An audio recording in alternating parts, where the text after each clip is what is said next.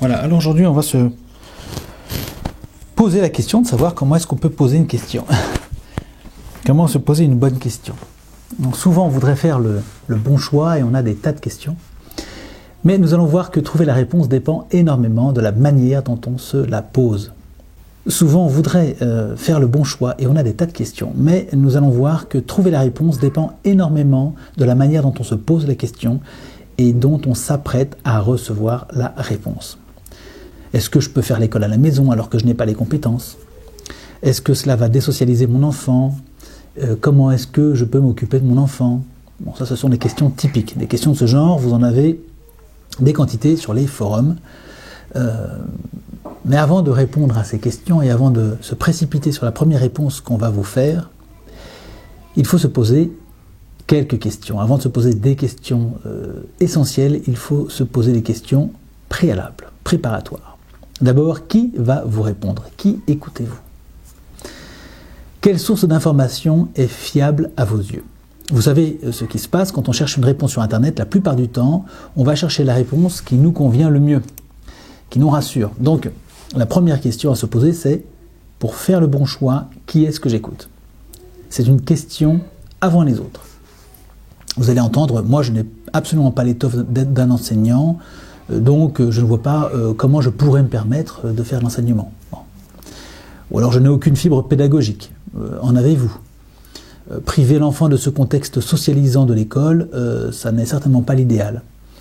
Ou alors, tu ne sembles pas avoir les compétences pour enseigner l'orthographe et la grammaire. Hein, tout ça, toutes ces phrases-là, ces phrases que je dis, ce sont des choses que j'ai relevées sur Internet.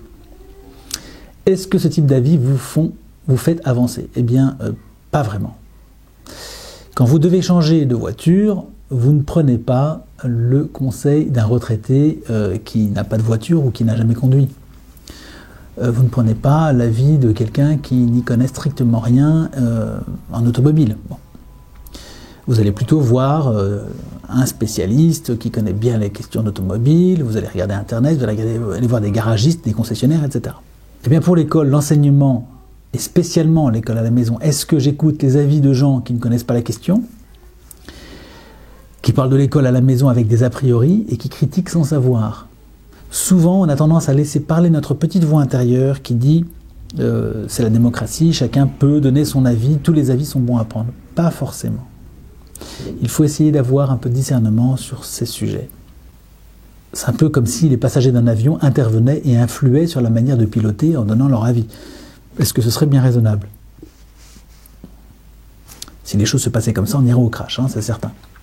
Donc si vous prêtez l'oreille à tout le monde, vous entendrez des tas de choses, mais la plupart de ces choses vous mettront dans le doute et vous n'avancerez pas. Les opinions des gens qui ont toujours un avis à donner sur tout vont vous troubler. Donc, vous avez besoin d'abord de lucidité, de calme, d'objectivité. Est-ce que tout le monde peut vous répondre? Non. Nous parlons ici de nos enfants, de décisions à prendre pour eux. Donc on ne va pas se livrer à l'opinion générale. Ce qui importe, c'est d'avoir des avis pertinents. La réponse que je cherche viendra des gens qui ont pratiqué ou qui fréquentent la question de près et qui peuvent donner des avis pertinents. Nous parlons de votre enfant. Nous sommes dans un domaine qui, pour vous, ne relève pas de l'opinion publique, mais de ce qui est vraiment important dans la vie. Par conséquent, le plus important dans votre décision, c'est de l'alimenter avec des avis de gens qui connaissent la question. Plein d'avis, passionnés, neutres, objectifs, subjectifs, raisonnables ou déraisonnables, peu importe. Vous allez les lire, les écouter, si ce sont des vidéos, et maturer tout ça en vous. Car vous allez prendre le temps, laisser passer plusieurs jours et ne pas prendre des décisions sur un coup de tête. Vous allez prendre un certain temps, maturer. Mais n'alimentez pas votre dialogue intérieur, votre réflexion d'opinions de gens qui ne connaissent pas, qui ne savent pas de quoi ça parle. Les gens qui savent de quoi parle l'école à la maison ne sont pas si nombreux que ça. Alors, reconnaissez, distinguez les questions ouvertes et les questions fermées. Une question ouverte vous ouvre un horizon. Une question fermée vous le ferme, vous le bouche l'horizon. Donc, par exemple, est-ce que je suis heureux?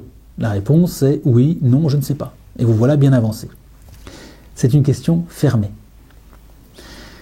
Une question fermée, ça vous enferme par définition, elle ne vous procure aucune joie parce qu'elle ne développe pas votre activité cérébrale et votre imagination. Or, vous avez besoin de cette activité cérébrale, notamment l'imagination, la créativité, pour développer votre horizon. Ce sont des sources de joie et de santé.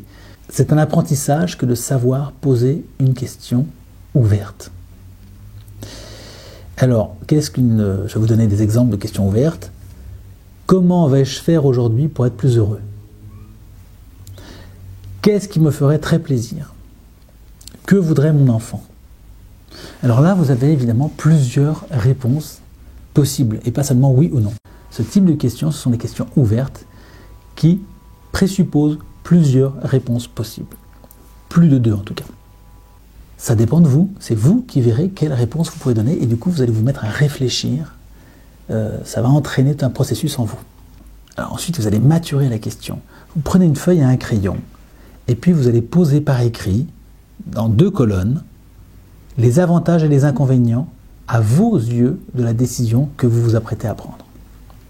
Donc vous mettez à gauche les inconvénients, et à droite, vous mettrez les avantages. Puis, vous laissez passer un peu de temps. Et soyez vraiment apaisé, il y a des réponses sur les questions que vous vous posez. Il y a toujours des réponses. Mon enfant va-t-il être désocialisé? Aurais-je les compétences? Alors, l'état d'esprit qui me permet d'entendre la bonne réponse à ma question est essentiel. Il est très important pour vous d'être dans un état d'esprit détendu, relaxé, ouvert. On ne peut pas prendre de bonnes décisions dans le stress ou la précipitation. Donc, comment allez-vous faire pour trouver le calme alors que cette question qui concerne votre enfant vous stresse et que par ailleurs, il y a le reste des soucis de la vie? Votre stress va retomber aussitôt que vous aurez intériorisé « Je souhaite recevoir une réponse à ma question ». Je vais accueillir la réponse avec joie et bienveillance. Donc vous allez cultiver votre sérénité, éteindre la radio, la télé, ne plus surveiller votre téléphone cellulaire ou votre messagerie d'ordinateur. Vous allez faire le silence, respirer profondément et restaurer votre paix intérieure. À ce moment-là, vous pourrez reprendre votre recherche et la réponse vous apparaîtra d'elle-même. Si toutefois la réponse ne vous apparaissait pas, dialoguez avec des gens que vous aimez beaucoup et qui vont vous donner des avis pertinents.